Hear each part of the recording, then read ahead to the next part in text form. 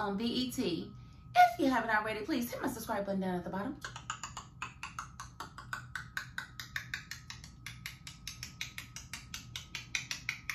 Thank you so very much. And I want to get right into this review because this was kind of a lackluster episode for me. I don't know if I'm spoiled to the second episode of the season or the first episode of the season, but it's kind of going downhill a little bit if you ask me. But we're going to cover it anyway. So the first thing that really threw me off was the opening scene, which was Pam at Karen's apartment. She's coming home from the hospital and whatnot.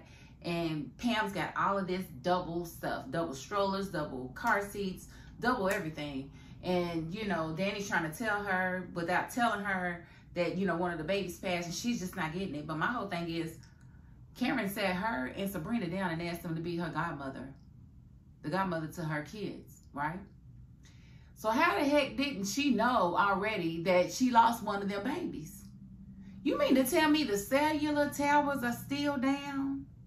And that's why nobody could call Pam and tell her? Like, make it make sense. If she wasn't the godmother, I'd be like, okay, she was just out of the loop. No, she's supposed to be the godmother. You're supposed to be at the hospital, honey. You're supposed to be at the hospital. Girl, why you didn't walk for your god baby? I'm just saying, that was a terrible decision. She picked you, and you just now finding out one of her babies gone. You supposed to be there. You supposed to be there, honey. And, you know, so I thought that was just kind of shocking. But, you know, we saw right away that Karen just ain't feeling this whole motherhood thing anymore. She is very much in stressed out.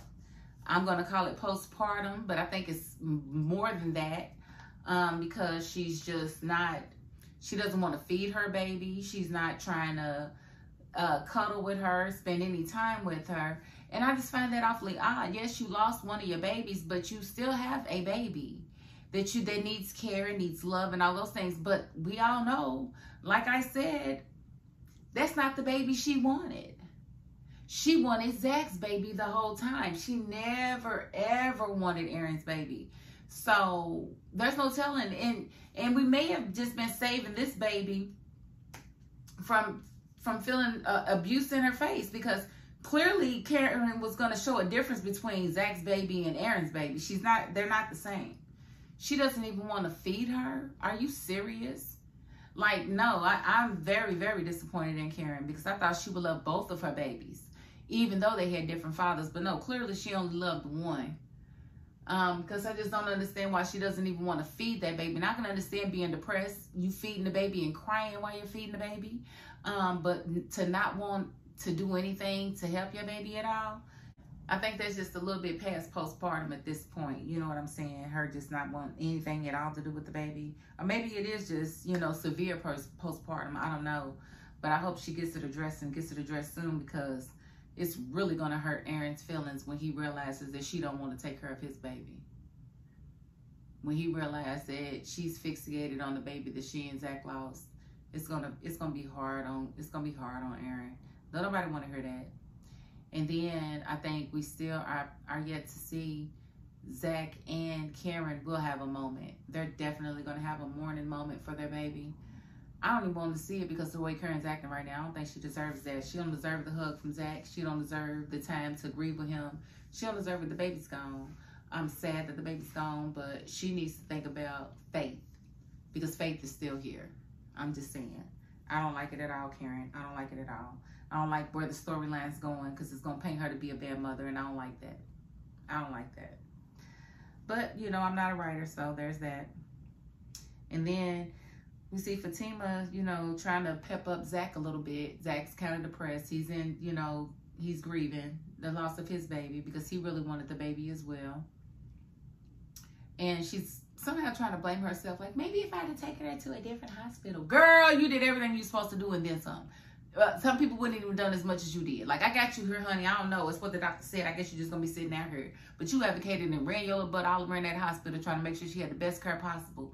So there's no reason to blame yourself. So don't do that. Don't be begging for compliments and stuff like that. Because that's what it seemed like you're doing to me when you know it was nothing more you could have done. Like, Why are you even implying that, Fatima? You don't need to do that. You're already a dope individual. You don't have to do anything or that. You know what I'm saying? You know what I'm saying?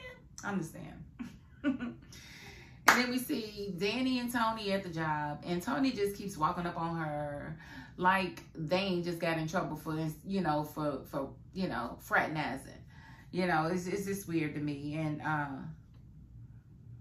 we did see Bernard come over, or Leonard come over and, you know, taunt her a little bit, and she sent him on his way, basically with a threat of her coffee actually being hot this time, and he didn't play with it. He got on up the, he's like, chew, chew. He was out of there. Maurice is really just being his normal rude bang telling. Sabrina comes out and says good morning, but it's a very pitiful good morning, so he decides he's gonna go in there and have a talk with her. And they're talking, and she's talking about, you know, Karen being depressed, having lost her baby and whatnot. And, you know, she doesn't know what to do to help her friend. And you know, they got on the subject of Rich, and she was just basically like, I don't want to talk to him. I don't ever want to see Rich again. I never want to talk to him again. Never. And then what happens? What happened? State Farm showed up. I mean, Rich. Because he's always popping up like State Farm. Like, seriously, bro. Like, you are the pop-up king. Like, when they write for his character, I wonder, do they say, how we going to have him pop up this time? How we going to have him pop up? He's like popping fresh dough. He is definitely going to be there. He's going to, listen, if ever there is a conversation about Rich, he's going to pop up on it. Don't ever think you're going to talk about this man and he not hear it. He's going to hear it. I'm just saying. I could have predicted that. And he came in on Valence. He was basically like, you know what? I can't reach you no other way. What else am I supposed to do? She's like, because they have you blocked. You got me blocked? So we blocking people now?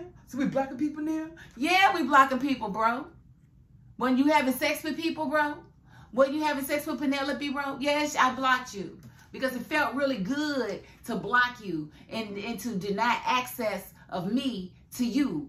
That's why you got blocked. So they just going through their back and forth. And I just really don't understand how he feels like he has the right to say anything. And he's sitting here, you know, basically accusing her of sleeping with Damani when she was out of town. Like, bro, ain't nobody slept with him. That's in your mind. That's your mind. Because you was doing some foul stuff. Don't put that on me. But in fact, if you want to visualize it, let me help you. I was wrapping my arms around a man that wasn't you, said Sabrina. Like, girl, he know you ain't done nothing. He's just trying to throw that back in your face because he knows he was caught and he's wrong and there's no way around it. But I'm glad you stood your ground, and I'm glad you pretty much let him know you was going to stand on business and make him mean that between him and Penelope. Honey. You don't get to go and do that and then come back over here. And yes, I know if y'all gonna say they was broke up. Yes, they was broke up, but you know what? Certain things, you just don't do them. That would be like me and my dude, we break up, and then the next day I'm sleeping with the neighbor. And he catches me. But we broke up. What do you mean you broke up? Why would you be sitting there having sex with the neighbor already? Unless y'all was already talking or doing something. That's what I'm gonna assume. I'm just saying. And that's exactly what I would assume. So I definitely don't blame Sabrina for not wanting to deal with him, because how can I ever trust you again? How? You slept with her. It makes no sense. Like, for you to think that I'm supposed to trust you now. That makes no sense. And then we saw Aaron bring Zach some donuts. And, you know, and basically to check on him because he knows he just lost his child, even though his child is still alive. He knows Zach lost his, and he's probably upset and grieving. So he, as a good faith gesture, went over to check on him, pray with him, give him a pep talk. And I thought it was very, very sweet. He also brought over all the stuff that Pam had bought for the other baby. He went on and bought it to Zach, even though they don't even know what he's having yet. How you know it's a girl? That stuff was pink. What if they having a boy? But that probably means it's going to wind up being a girl, because he said he's going to hold on to the stuff, you know, until Zach is ready to see it. Because Zach was like, no, I can't do it right now. No. So He's going to hold on to the stuff and bring it back at a later date. I thought that was just a sweet gesture, though. And they prayed, you know, that was sweet. Then Andy broke down and in her office talking to Fatima. She was just basically like upset over what Karen had gone through, the fact that they lost one of the babies. She was just really upset, and Fatima was like, you ain't even mentioned what you know, what you went through, what Hudson put you through. You haven't even mentioned that, and Gary and all of this. And she's like, I'm so scared.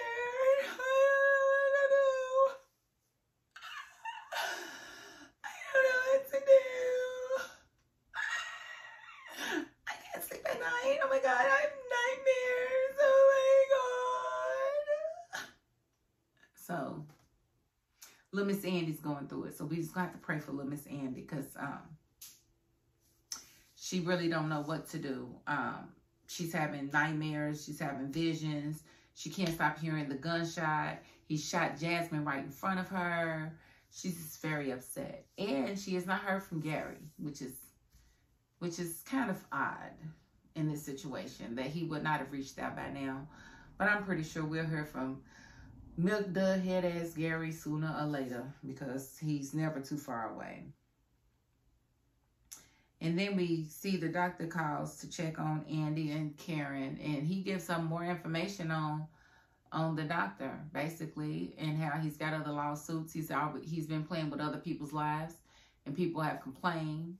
The hospital does nothing about it. So this lawsuit that Karen is about to have, that Andy is about to launch, is going to be one for the record books, I believe. She's going to get Karen a whole lot of money. And so all of Karen's financial problems will definitely be a thing of the past. But I don't think she's going to get with her, because she's starving herself to death. She's not eating. She's not doing anything that she should be doing to get back on her feet. And I mean, I can't feel sorry for her, because you're not even feeding your baby. You can't get my sympathy. I'm sorry. Can't do it. Because I don't care what you're going through. You should never take it out on your baby. And you are definitely taking it out on your baby. Y'all can come for me if you want to, but I don't care. I don't like that. You feed your baby. And even if you can't feed her, if you can't breastfeed her because you're not feeling it, get up and at least make the bottle.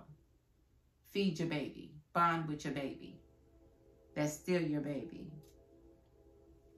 And then Tony goes back to Danny, walks up on her and all of this and all that, and says, I was thinking about everything you said, and you were so right. It's going to be impossible for me to be up there and still be in a relationship with you, because we're not going to do distance. So I've decided I'm going to quit my job.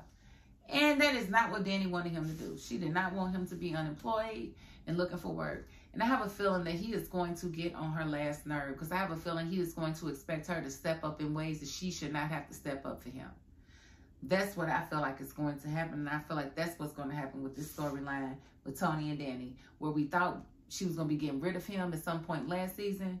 We are now into a whole new leg of their relationship, where she is about to be taking care of him, I think. Now, if y'all don't see that, then tell me you don't see that. That's where I see it going. I see him in her house when she come home from work, and I can see that whole scene. And I hope it never plays out, because who wants that? Nobody. But that's where I see it going. So y'all tell me where y'all see it going. And then we see that Rich and Sabrina are really, really going at it. We see Maurice, and old girl trying to meddle with the conversation to see if they can hear what's going on. And they basically hear Sabrina tearing Rich up. You know, it's not a whole lot that he can say.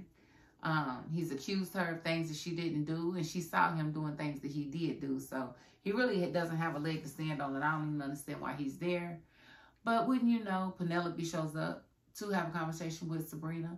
And I don't know what she wants to say to Sabrina, but she's there with herself. And we just going to have to wait and see next week, because she came on balance too. She basically didn't care nothing about what Maurice had to say. And she's like, yeah, I need to see her. Yeah, but whatever. Yep, I am the one. Yep, it is her. Like, I don't like Penelope at all. If you didn't understand that already, I don't care for her. But we're going to see what she got to say to Miss Sabrina next week. And that, folks, was pretty much the episode. I didn't really miss much. I didn't talk about Hayden. Hayden was trying to, you know, get at Andy, but Andy pretty much shut him down. It wasn't a whole lot to talk about. I think I pretty much touched on everything I need to touch on. If I missed anything, put it in the comments and we will talk about it. You know how we get down. But I'm going to ask you one more time. If you haven't already, please hit my subscribe button down at the bottom.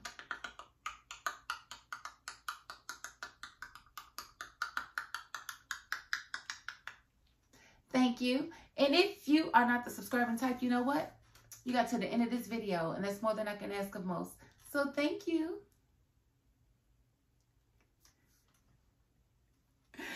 And that is my $5.02.